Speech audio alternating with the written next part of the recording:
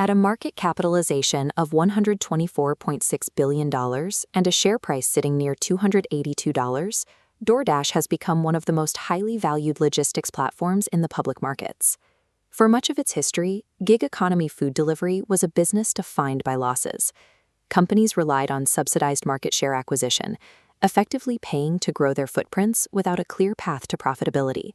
But DoorDash has moved past the cash burn phase. It has successfully transitioned into a cash-generating engine, using its established scale to flip its unit economics. The 2025 performance data reveals the scale of this turnaround. The company achieved its second consecutive year of GAAP profitability, with $935 million in net income and generated $1.8 billion in free cash flow. That performance is backed by significant market reach.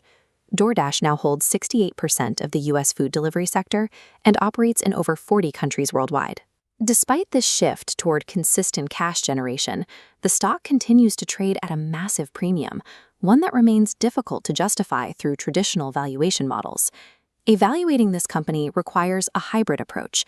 We need to determine if this is a sustainable, asset-light business at a fair price or a growth story that has already been priced for perfection. We begin with Warren Buffett's framework, which prioritizes companies with deep economic moats and consistent owner earnings. DoorDash's primary moat is its network liquidity. By connecting 8 million Dashers and 590,000 merchants with 46.3 million active users, it has secured 68% of the U.S. market, leaving Uber Eats and Grubhub with just 24% and 8% respectively.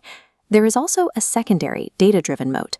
DoorDash has spent years documenting the physical world, logging every store and product. This granular data doesn't exist anywhere else. From a defensive standpoint, the company maintains a fortress balance sheet. With $4.6 billion in cash and no significant debt liabilities, it is well positioned to weather shifting economic cycles. If we evaluate the business through Buffett's owner earnings concept, we can use that $1.8 billion in free cash flow as a proxy for the actual cash available to the owners. However, that $1.8 billion in cash generation looks very different when measured against a $124.6 billion market capitalization. To find a Buffett-style margin of safety, we have to calculate what the market cap would need to be to provide a 10% yield on that $1.8 billion in cash flow. For that yield to exist, the market cap would need to compress to roughly $18 billion. That implies a share price of approximately $40. While Buffett would likely admire the business quality and the network mode, the current valuation removes any margin of safety for a traditional value investor. Peter Lynch's framework offers a different perspective, focusing on the relationship between a company's growth rate and its stock price.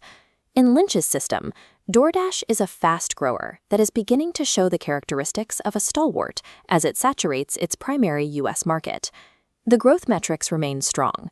Revenue in 2025 grew 28% to $13.7 billion, and by Q1 2026, marketplace gross order value reached $31.6 billion.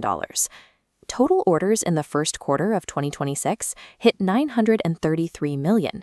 This 27% year-over-year increase suggests that consumer demand is actually accelerating as the company expands its reach. Lynch would also note the $5.1 billion in cash and investments, which provides the company with the dry powder needed to fund expansion into new categories without taking on debt. To determine if the growth justifies the price, we use Lynch's favorite tool, the PEG ratio, or price to earnings divided by the growth rate. Using an assumed EPS of $2.11, the stock trades at a PE of 133. Even applying a healthy 25% forward growth rate, we get a PEG ratio of 5.3. In Lynch's view, a PEG of 1.0 is fair value. A PEG over 5.0 clearly indicates a stock that is significantly overextended. Even with rapid growth and a clean balance sheet, Lynch's model shows the market has already priced in several years of perfect execution. Benjamin Graham's approach is the most conservative, focusing strictly on hard assets and historical earnings. DoorDash fails Graham's defensive checklist almost immediately. It lacks a long-term dividend record, and its PE multiple is far beyond his conservative limits. We can see the gap clearly using Graham's intrinsic value formula. We plug in an EPS of $2.11 and an estimated book value of $15.83. The result is an intrinsic value of just $27.41, roughly 1/10 of the current trading price. This massive discrepancy highlights a fundamental mismatch between 1940s accounting and 21st century digital businesses. Graham's formula was designed for companies with physical assets like machinery and real estate. It struggles to account for the value of user density, proprietary data, and network effects. A strict Graham follower would see this as a clear sell, but the lesson here is that traditional asset-based formulas are often insufficient for valuing modern logistics monopolies. To find a more realistic value, we have to use a discounted cash flow model, which projects the network's future cash generation. We'll start with our baseline, the $1.8 billion in free cash flow, a 9% cost of capital, and a 3% terminal growth rate. For our growth assumption, we'll project a 20% annual growth rate over the next 5 years. That growth is largely driven by DoorDash's push into new verticals. Grocery and retail categories are now attracting more new customers than restaurant delivery. The key to profitability in these new categories is fulfillment efficiency. By batching grocery items into the same vehicle as restaurant orders, the company can significantly lower the cost of every delivery. Margins are also expected to improve as DoorDash unifies its international brands, Deliveroo and Wolt, onto a single global technology stack.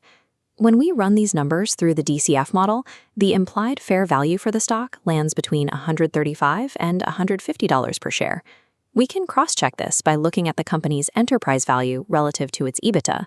Applying a standard 20 to 25 times multiple to their $2.8 billion in adjusted EBITDA gives us a very similar range, between $140 and $160 per share.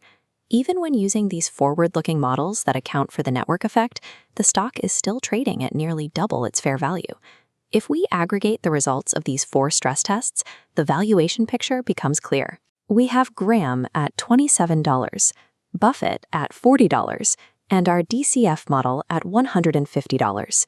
Even our most optimistic intrinsic value is less than 60% of the current market price of $282. There is no question that DoorDash is a high-quality business with an incredibly strong competitive position.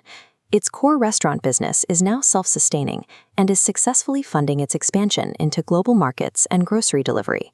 But investors must also weigh the regulatory risks and the high costs of international integration that still lie ahead.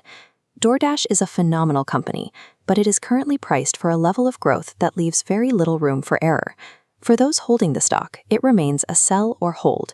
For new investors, the prudent move is to wait for a correction toward the $130 to $150 range to secure a meaningful margin of safety.